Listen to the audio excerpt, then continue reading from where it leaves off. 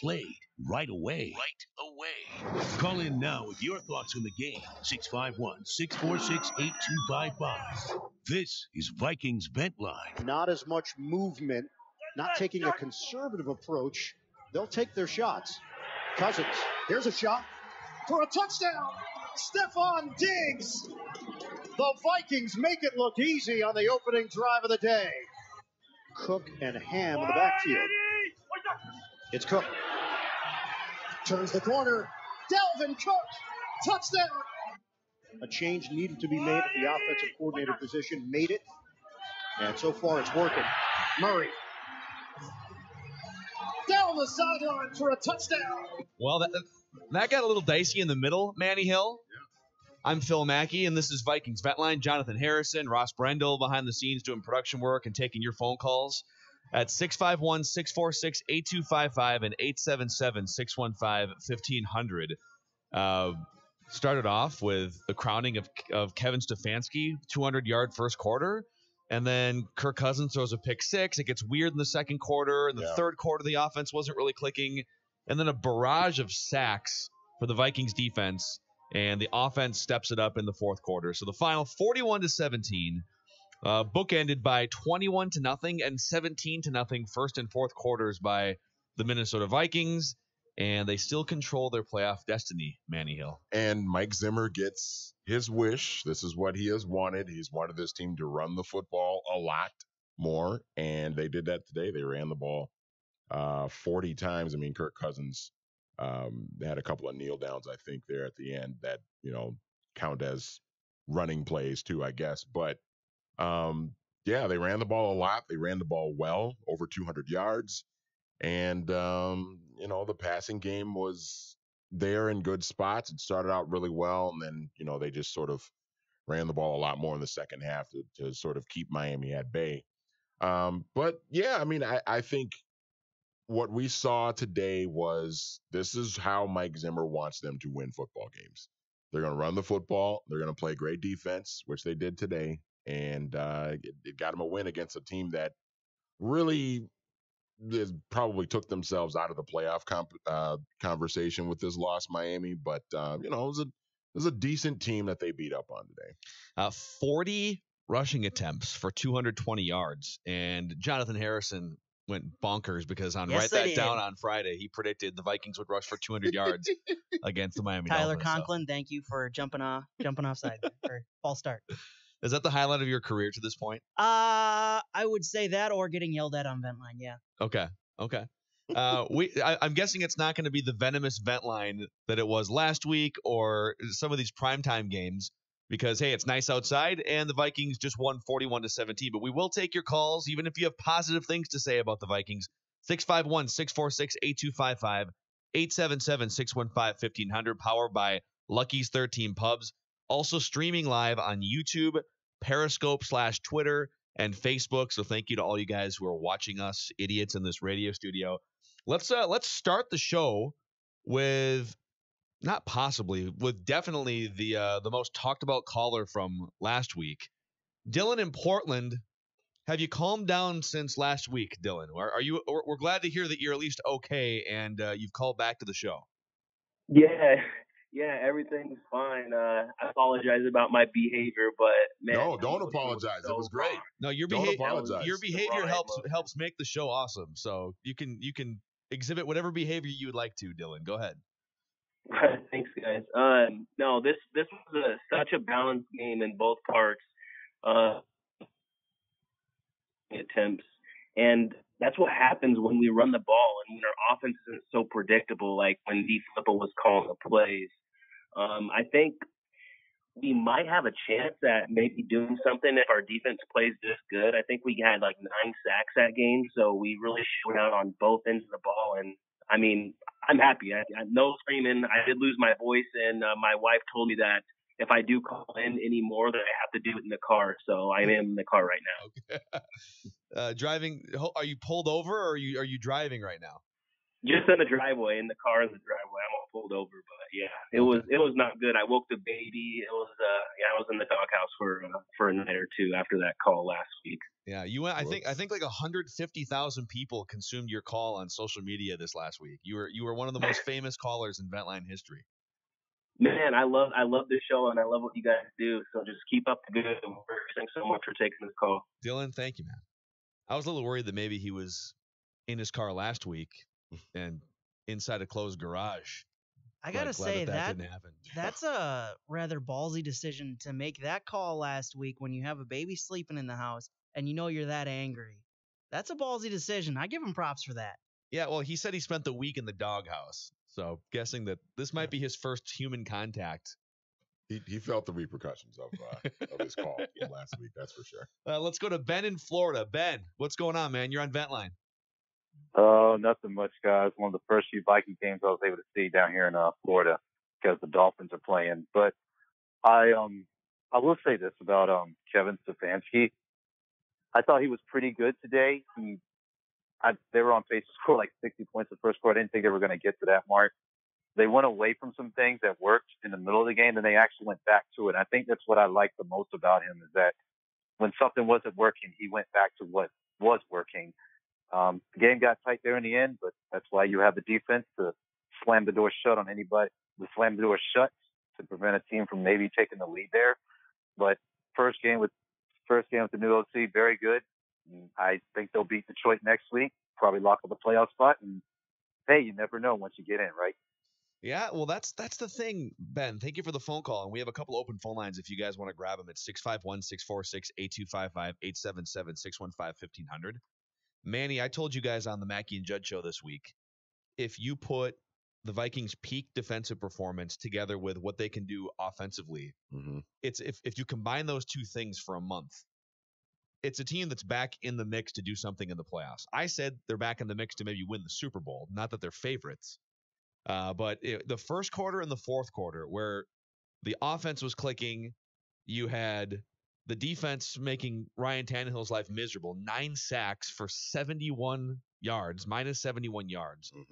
Yeah, it's a different feel when they're putting those two things together at the same time. It is. I will say that, and in the grand scheme, it ended up not mattering because the Vikings won by almost 4 touchdowns and everything. But the pick six, yeah, like that's the kind of stuff, like if this team is going to go on a run, that's the kind of stuff that can't happen. You go to New Orleans and you throw a pick six like that, you're done. You're done because you can't against the New Orleans Saints or the LA Rams or even on the road in Chicago.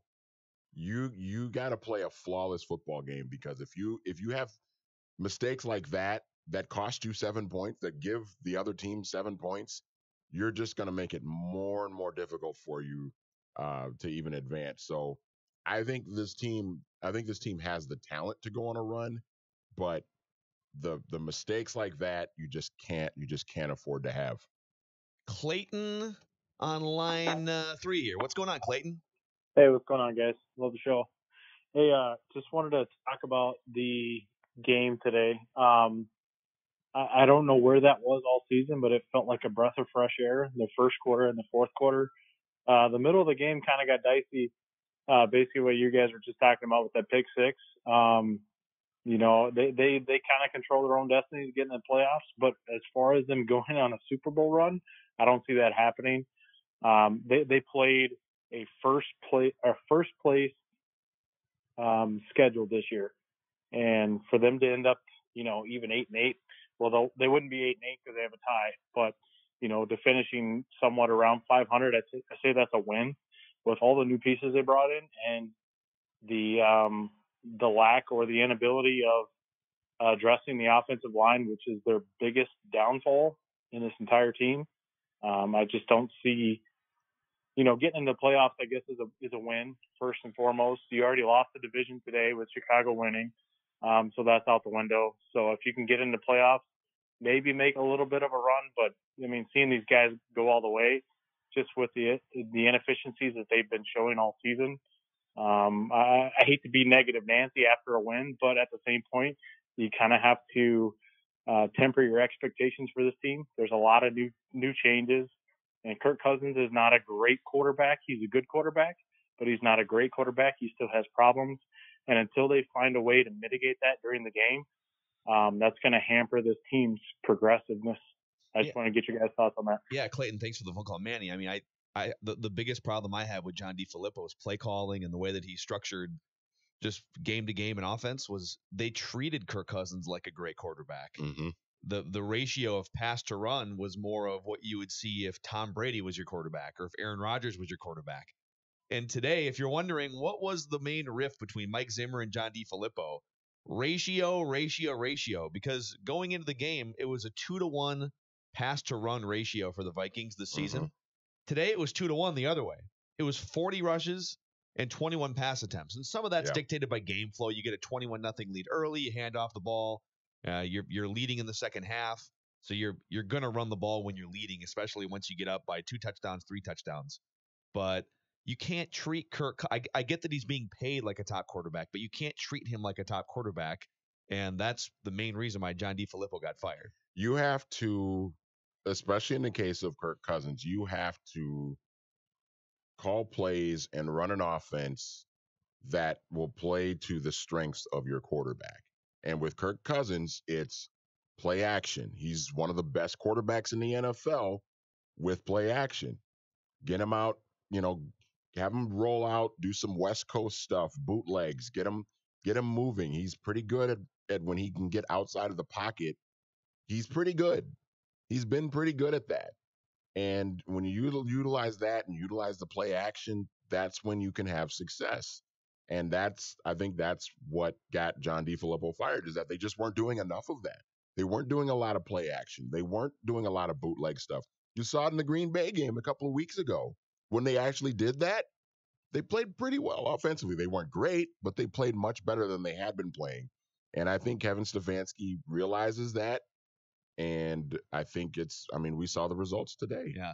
The main comment that Mike Zimmer made that really struck me during the week leading up to this Miami game was how he thinks Kirk Cousins, now that DeFilippo is gone and Stefanski's in, the Cousins is going to have more input, or he's going to feel like he can have more input. Mm-hmm. And I thought that was very telling for 2 reasons. Number one, if you're John DeFilippo, why are you not getting input from your starting quarterback? But also, number two, if you're the starting quarterback, why are you not demanding that your input is heard too? So I'd love to know more about that dynamic. Yeah. I don't know. Maybe there'll be a 30 for 30 about it someday. Probably not. But the 10 games of John DeFilippo and then his head coaching career got pushed back a decade because of it. 651-646-8255. Vikings Vent Line is powered by Lucky's 13 Pubs, 5 metro locations, and you can go online at luckys13pub.com to take a look at some of the best appetizers in the Twin Cities. It's Sunday Fun Day happy hour. You can watch football all day long every Sunday. Lucky's 13. Let's go to Jake in Mankato. You're on with Manny Hill and Phil Mackey. It's Vent Line, Jake. Hey guys, obviously being from Mankato, I'm a huge Adam Thielen fan, and it just seems like over the last 3 games, he just hasn't really been a factor. And I'm just wondering what your guys' opinion is on that and why that might be the case. Yeah, it's weird because they won 41-17, but you're still wondering, why is Adam Thielen only catching 2 passes for 19 yards? Is it he's more banged up than we know? He was only targeted twice too. Yeah.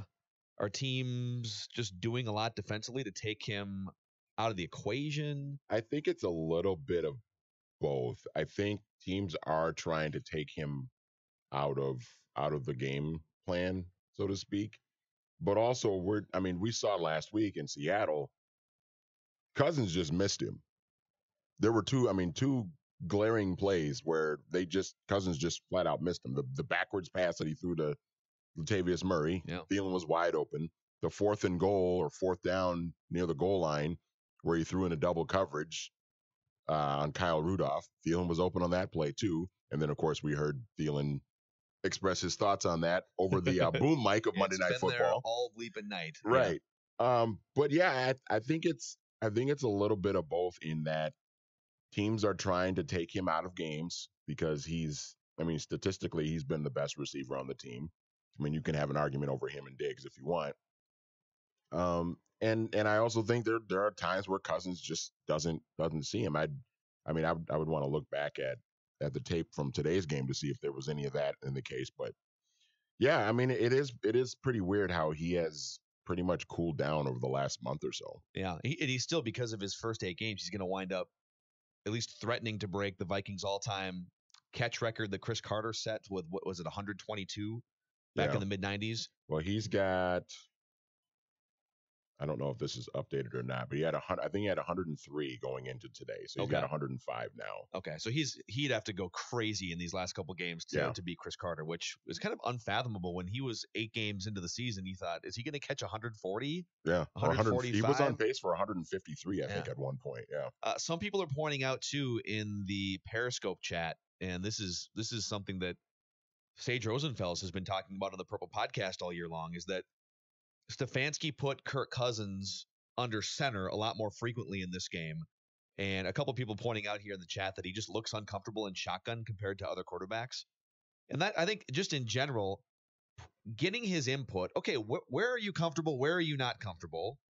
That's a coaching 101 lesson right there. Mm-hmm. And actually putting him in spots where he's more comfortable. And if he's more comfortable under center, which might be a little bit odd in today's NFL because a lot of quarterbacks come from pistol and shotgun offenses and spread offenses in college. And if Kirk Cousins is more of a traditional guy and feels comfortable under center, then as an offensive coordinator, why would you demand that that was the Teddy Bridgewater thing 5 years ago. Mm-hmm. Teddy Bridgewater was comfortable in shotgun. Yeah. And yet he's sitting under center because Adrian Peterson likes to line up 7 yards behind the line of scrimmage. And so the 32-year-old running Teddy, back, we gotta build our offense around the 32-year-old running back. Right. Make your quarterback comfortable first and then figure out the rest of the pieces.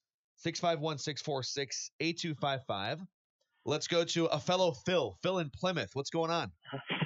Hey, guys. I don't know the NFL rules, but can we refuse as Vikings to play any game that's not noon on Sunday from now on? Right. Yeah. It feels so much better when the game's at noon. But I had 2 questions for you guys. Last caller took one of them. It was about Thielen. I'm a huge Thielen fan, like all Vikings fans, but I do feel like he's been a little more emotional, a little more like hot-tempered the last like month or so, and I wonder if it's just like frustration. But it seems to me that when he was just calm, that's like when the production came. I don't know if that has any correlation, but I want to know if you guys feel like his drawing has increased. He's getting a little more maybe cocky. He's earned cockiness, but maybe a little cocky.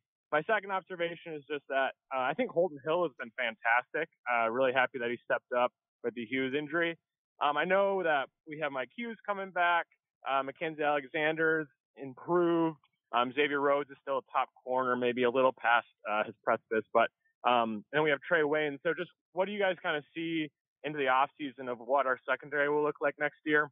And then I just want to end, like always, with my PJ Fleck mocking slogans. It was a tough week for Minnesota sports. The Wolves are a bummer, can't win a road game, wild loss, but good thing the Vikings won today. Cheer us all up. So go, Skyuma, row the boat, go Vikes, go, lose that way baseball, go Wild. All right, all eyes north. Ow! I hope he rattled those all off the top of his head. Yeah. Hyperculture? Did he squeeze a hyperculture in there somewhere? You know why Adam Thielen's been chippy? Probably because someone showed him the list of wide receiver salaries ranked at some point once he got done with those first 8 games. Somebody must have slid him a sheet of paper with the 30 wide receivers who make more money than he does, including guys like Torrey Smith, Sam Roberts for the Raiders makes more money than Adam Thielen. Who is Sam Roberts? Danny Amendola makes $2 million more. Corey Davis, who, speaking of PJ Fleck, is a Western Michigan guy. Yeah, that's right. On a rookie contract, makes more money than Adam Thielen. Tavon Austin, Fossil, Michael Crabtree, Mohamed Sanu. Like, if I'm Adam Thielen and I go through those first 8 games, I'm probably a little bit salty too, just looking at the rankings of receiver salaries. I wonder if somebody told him that Rondé Barber said that he wasn't impressive athletically too about a month and a half ago. Yeah.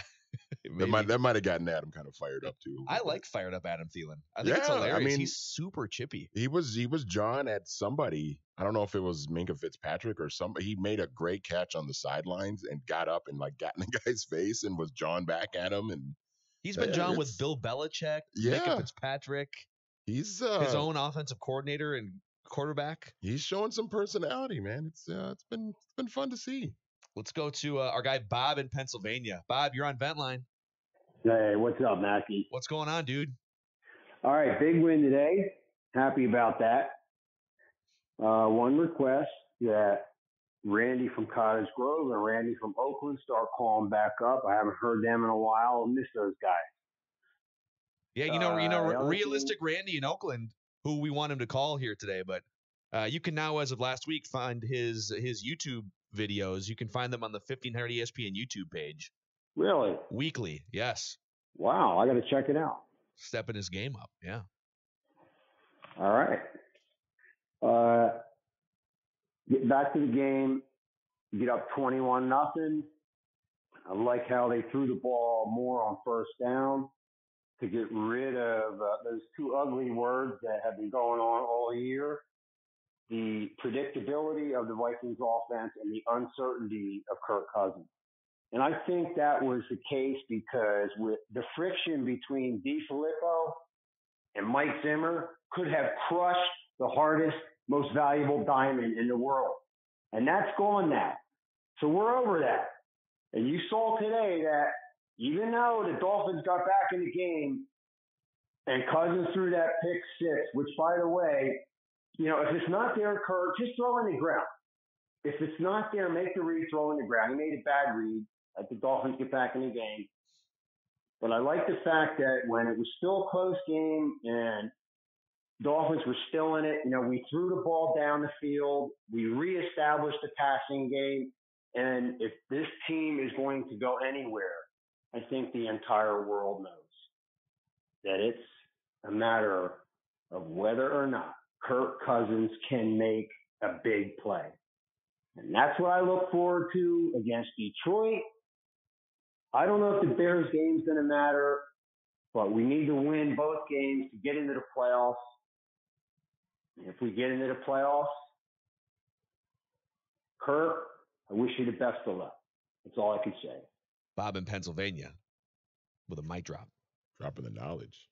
Do you think it's actually, now that the Bears have won the division, I mean, it's bad from the Vikings' perspective that they can't win the division. So it's bad that the Bears won today in that light. But is it also maybe good that that game in 2 weeks, if it matters for the Vikings, might not matter nearly as much for the Bears? Well, it was funny. Me and Ross were actually off the air joking about this morning, that you could potentially we could potentially be watching that game and the game not matter for either team. Yeah. Because the Bears obviously have the division wrapped up already. And if Dallas loses today, then the Bears would probably be in a good position to get the number 3 seed locked up. So then you get to week 17 and the Vikings may or may not already have a playoff spot locked up. And then if you have that game, then like neither team has anything to play for. It might start looking like a preseason game where we'll see some Trevor Siemian and Rock Thomas, and the Bears might put Chase Daniel out there and things like that. So I don't know. I mean, I think it would work in the Vikings' favor if they're still fighting for a playoff spot, for the Bears to already have the division wrapped up, because then the Bears are resting guys and things like that. But it could, the Vikings take care of business next week against Detroit. That week 17 game for either team might not matter at all. And the other good news for the Vikings, so A, they won, so that's good news. But B, two of the teams that they are trying to fend off here in the wild card standings, the Eagles play on the road. That's tonight. The Eagles play the Rams. Yeah. So that's a really tough spot for the Eagles without Carson Wentz, by the way. And then tomorrow night, the Panthers, who've lost every game over the past month, they play the Saints. It's a home game for the Panthers. But the Vikings have the advantage here of some of their opponents have really, really, or some of the teams they're fighting with in the standings have a really, really tough sled with scheduling. 651-646-8255, 877-615-1500. Lucky's 13 Pubs powering Vikings Vent Line. Steve in Excelsior. Hey, Steve. Hey, Phil. You helping Fleck and his DC prepare for this Paul Johnson triple option, my friend? Listen, I'm in the consulting rooms, and I think if they win by enough, it counts as 2, which gets them to 8 wins on the season, Steve. So be very excited about that. There you go. The 5-win Phil moniker I had to put away, I guess, this year. 7-1 Phil. Yes. Yes. Viking-wise, I mean, there are teams you should beat, teams you can beat, and teams you shouldn't. This was definitely a team that you should beat, non-playoff, mediocre team. The question going forward is, I mean, I sense this is a Flip Saunders one-and-done playoff scenario if they do make the playoffs. So next year, are the Bears going to get any worse? I doubt it. The Rams, maybe Drew Brees retires for the Saints. I don't know, but I doubt it. So what are they going to do to improve themselves? Obviously, the offensive line would be one target to get past Bears, Saints, Rams, whoever else. I barely pay attention to the NFL much, but I know just enough that they've got some obstacles ahead of them. This year, I'm not saying it's done, but I don't see them, getting to the dance. So what are they going to do related personnel-wise, and who do you trust to do that? Steve, thank you for the call. Let's start with the Bears, because there's a lot to unpack with just the different stuff Steve threw out there. Are you buying the Bears as long-term sustainable, that they've arrived and Mitch Trubisky is their long-term quarterback? Or is it just another classic pop-up Bears season with a great defense and then reality strikes the next year, which has pretty much been who the Bears – that's the Bears in my lifetime. They pop up for 1 year and then they go back down, and then it takes them 5 years, find a new quarterback, etc. Well, I think defensively, as long as they've got 52, I think they're going to be formidable. As far as improvement, I don't know, because they did give up a lot for Khalil Mack. And so they're not going to have the first round picks and the other picks and everything to sort of keep the roster, to continue to build the roster through the draft over the next couple of years. And they're paying Khalil Mack a lot of money. And the other thing with them too is Mitch Trubisky. Is Mitch Trubisky going to get better? Because they're obviously this year they've been good enough to get into the playoffs, win the division and all of that. But, they're going to need to get better in order to really be a serious Super Bowl contender. And that's going to hinge on continuing to build the roster, which not having enough draft picks, that might be tougher. And Mitch Trubisky getting better. Is he going to get better? I'm still not a real believer yet. I need to see more out of him. So I think that's going to be a big question mark for them. The Saints, Drew Brees could retire, especially if they win the Super Bowl this year.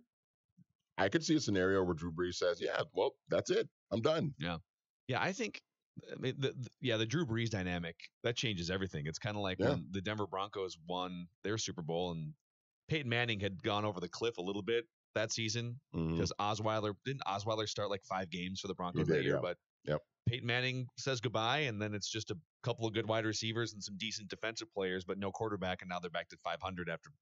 So the Saints, if Drew Brees decides that that's it, the Saints all of a sudden, I don't think they become irrelevant, but they're no longer a powerhouse.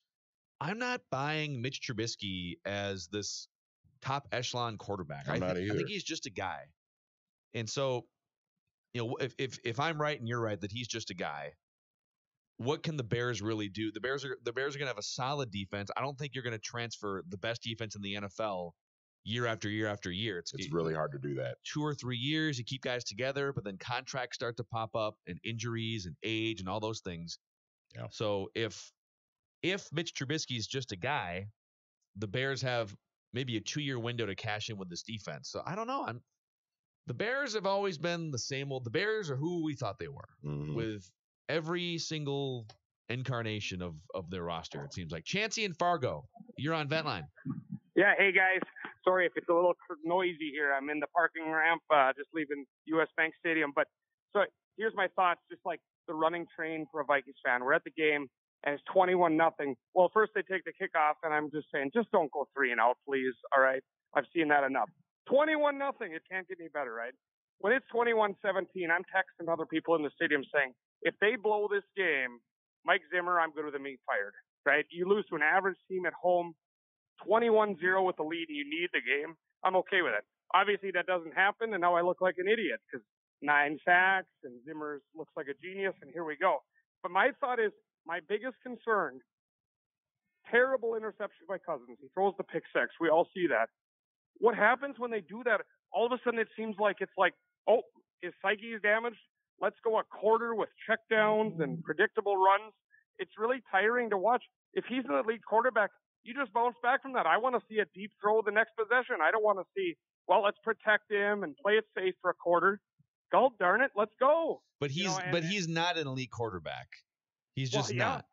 Well, I agree with you. But when we talked in the offseason, Phil, you say, hey, everybody was on board with replacing Case Keenum with Kirk Cousins. Why? He was an upgrade. That's what everybody was saying. He was an upgrade. He ain't much of an upgrade. I'll tell you that. We're splitting hairs. I said that last week on Menline. There's not much of an upgrade if you're saying, oh, he's just a guy. He's just a guy. So is Keenum. They're both just a guy. Whatever then. I mean, that was a foolish move. They haven't got any better because of that. In fact, last year's team went 13-3. Now we're struggling to get in the playoffs. I'm not saying it's all in the quarterback, but we can't say that Cousins was a big upgrade over Keenum if you're just going to say this is a guy. Come on. So thank you for the phone call, Chancey. And 651-646-8255, 877-615-1500. Here's now that we've sort of been able to survey Kirk Cousins, and I just want to pull up to make sure I'm right on this with Case Keenum. Case Keenum, didn't he throw 3 picks, or was it 2 last night? It was 2 last night he threw. Yeah. I feel like the floor is a lot lower for Case Keenum, and that Case Keenum derails games more often than Kirk Cousins does. And Kirk Cousins has a higher upside. When Kirk Cousins is clicking on all cylinders, he's like 350 yards, multiple games in a row, and a bunch of touchdowns, and kind of a front-running quarterback, and that when he gets to prime time and the chips are on the table, he tends to wilt. So is the gap that wide between the two of them? Probably not as wide as you wanted it to be when you signed Kirk Cousins, but I still think there's a gap there. And I think you were more hedging against the downside of Case Keenum and the fact that dude was a journeyman backup for 5 years, had a career season. Do you want to gamble that he reached a new level? And the Vikings said, no, we'd rather take a guy that we know at least that Kirk Cousins is going to be available. He's not going to be a disaster.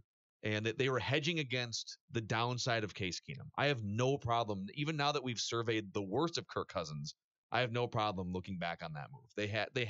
They had to do something that was a little bit more stable at that position. Yeah, and I think you also have to ask yourself, if let's say they decided to run it back with Case Keenum again and re-upped on him and gave him like a 2-year deal, like what the Broncos got. I think the Broncos gave him a 2-year deal, right? Mm-hmm.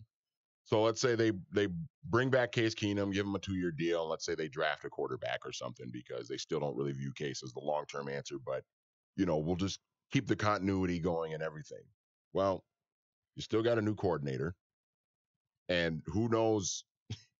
I mean, if John DeFilippo and Kirk Cousins had problems, I mean, could you imagine if Case Keenum was the quarterback and John DeFilippo's trying to sort of impose his system onto Case Keenum? I mean, so you have that, and I think you have to ask yourself too, you look back at some of the games earlier in the season, and you have to ask yourself, okay, would the results of those games have been different if Case Keenum were the quarterback?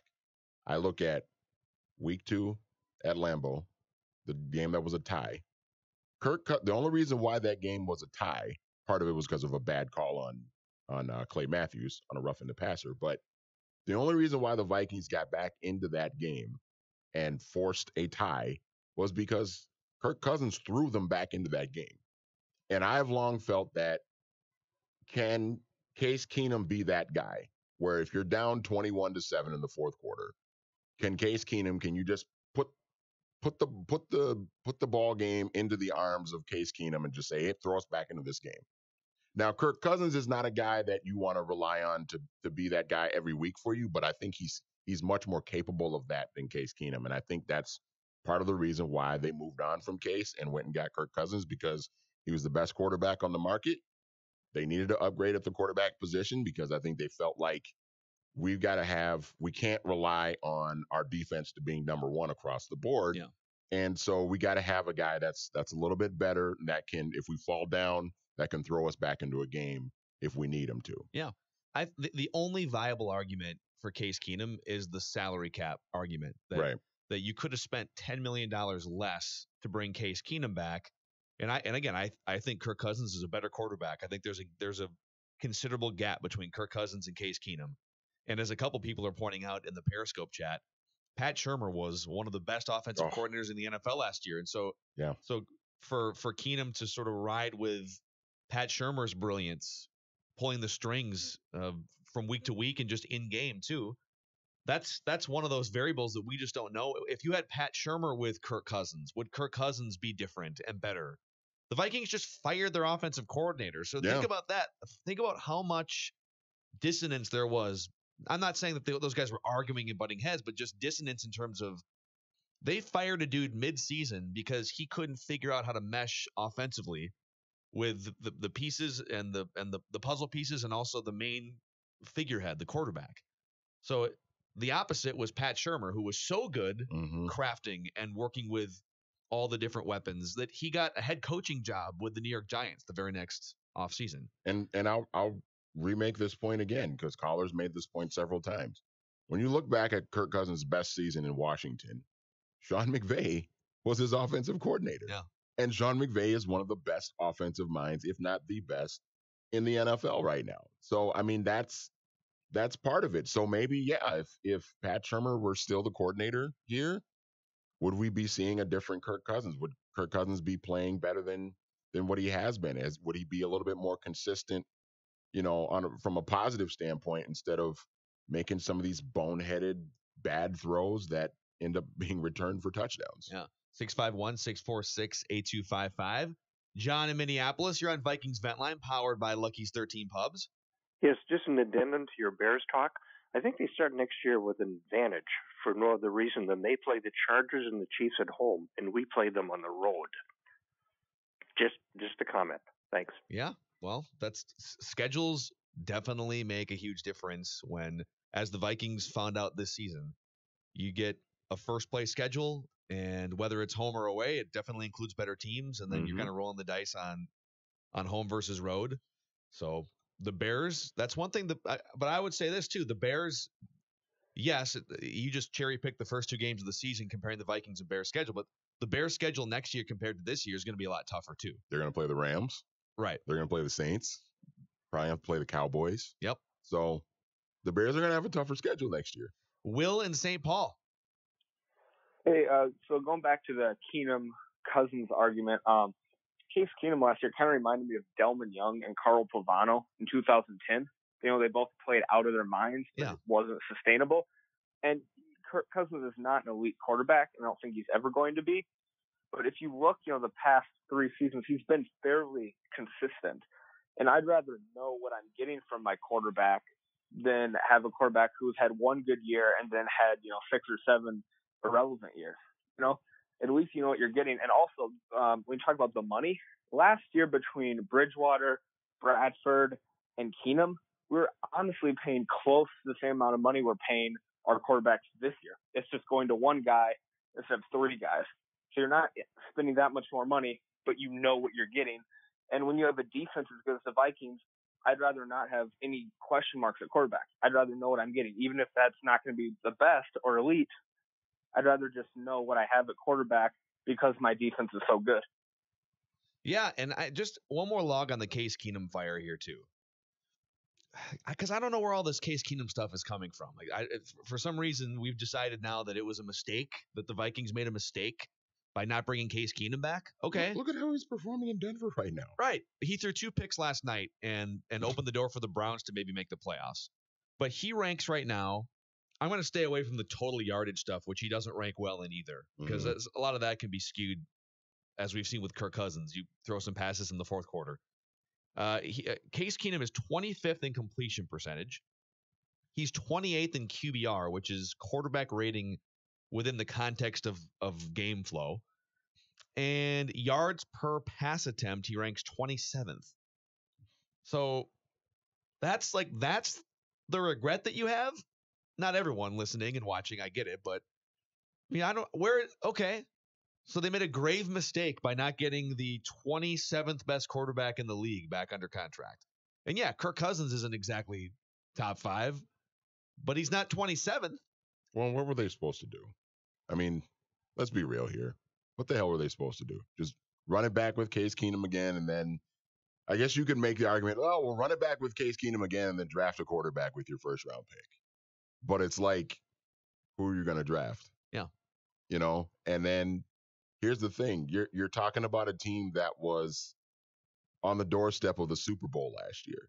So there you have to think about what the mindset and the mentality is going into that offseason was we were a game away from going to the Super Bowl, and now we've got to find a way, we got to do something to get us over that hump. And not think about, well, we should just bring back the same guy that, got blown out in the NFC Championship game, and then we'll just draft a quarterback because we know, even though we know Case Keenum really isn't that good, we'll just run it back with him and just run it back with the same group that we had last year. I mean, you have to try and make yourself better. Now, I will say this.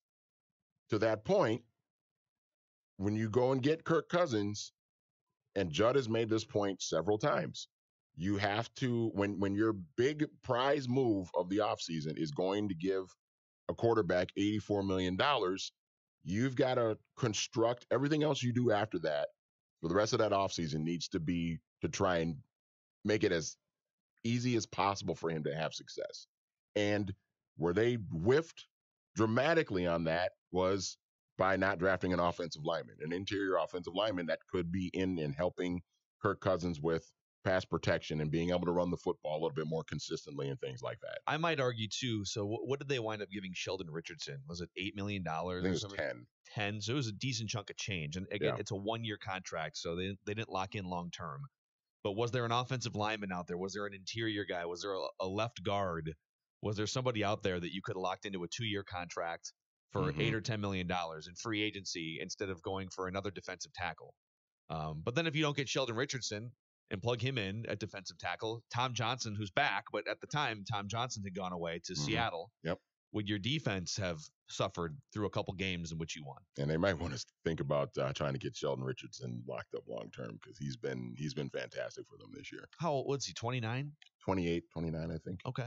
Defensive tackles can play sometimes until they're 35, though, right? They're just those Kevin Williams did. Yeah, Pat Williams was probably 34 years old.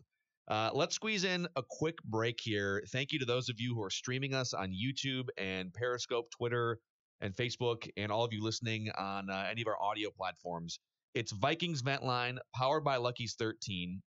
You can leave comments in the comment sections on any of these video streaming platforms, or you can call 651-646-8255, 877-615-1500. Manny Hill, where do you like to watch football on Sundays when you're not in studio? Well, when I'm not here, a great spot to go is Lucky's 13 Pubs.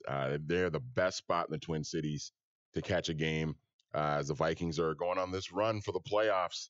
They've got tons of TVs. They've got these legendary appetizers. They've got those amazing half-pound burgers, the fresh half-pound burgers. I've had them before. They're fantastic. They've got the great handcrafted sandwiches, lots of other several pub favorites. The drink menu's fantastic. Great selection of tap beer, handcrafted cocktails, the best Bloody Marys in town. These bloodies are fantastic. You can find the bacon bloody, the jalapeno bloody, the Mother Mary, or you know what? You can grab a flight and sample them all. Plus, Lucky's, they celebrate Sunday Fun Day, where it's happy hour all day long on Sunday, every Sunday. And if you have people in your life, you've got the holidays coming up. If people in your life aren't really into football, you can bring them to Lucky's anyway. They have a great environment, lots of decorations and everything, depending on the season. So they go all out with that. 5 Twin Cities locations: Bloomington, Burnsville, Mendota, Plymouth, and Roseville. If you're having people over for a holiday party around this time of year, you can call ahead to Lucky's and order some of those great apps, and they'll be ready for you when you go up to Lucky's and pick them up. Find them online at luckys13pub.com, luckys13pub.com. If you don't know PPC, if you don't know SEO, if you don't know OTT, if you don't know targeted display, social media management, website development, email marketing, you don't have to. All you need to know is Hubbard Interactive. Hubbard Interactive is a locally owned and operated digital agency that knows all of that. Hubbard boasts a team of 100 employees to help you with the digital marketing your business needs, but may not understand or have time to execute.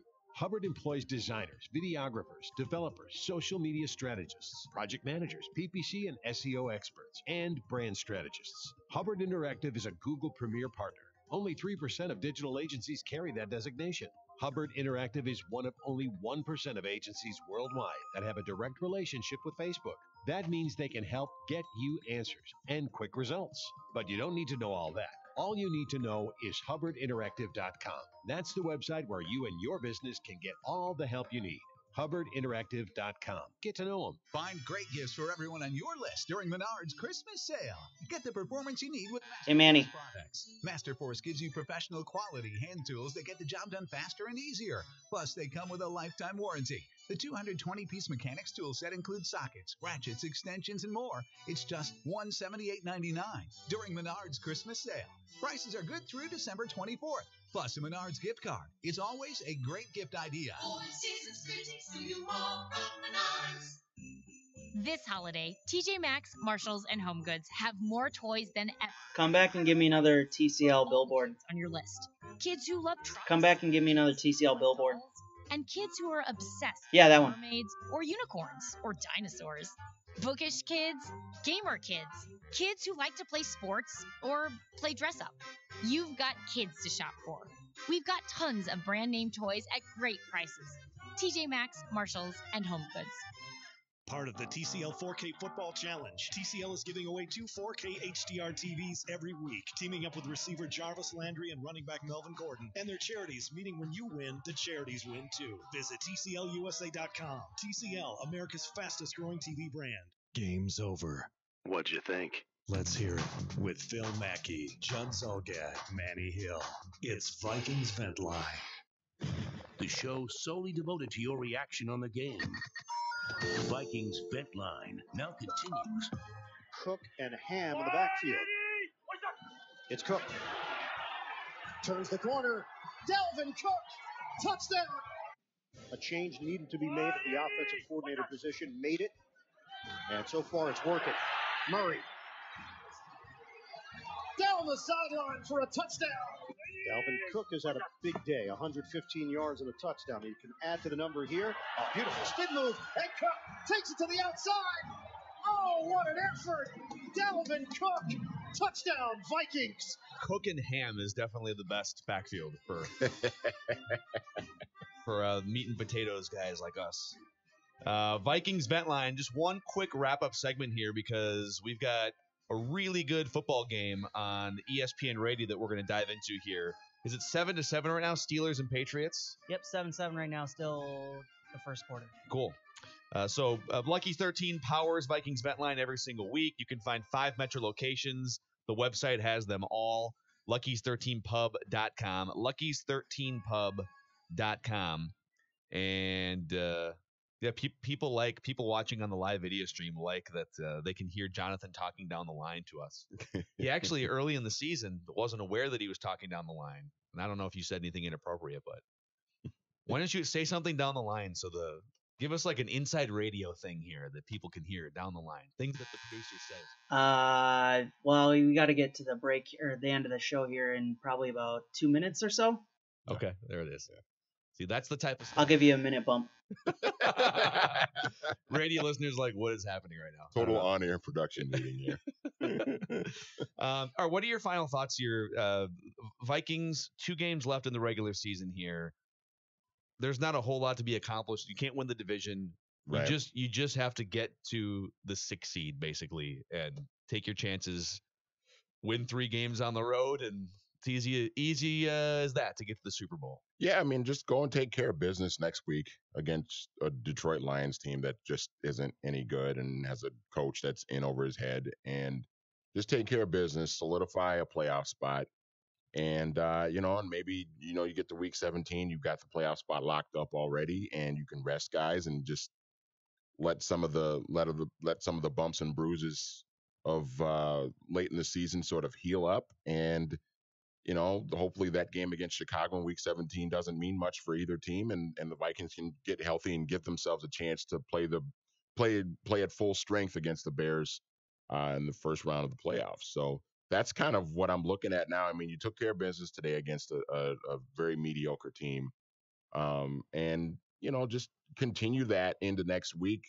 You've discovered a winning formula. Now it's running the football and playing really good defense. Let that translate to the road against Detroit next week, and you should be okay.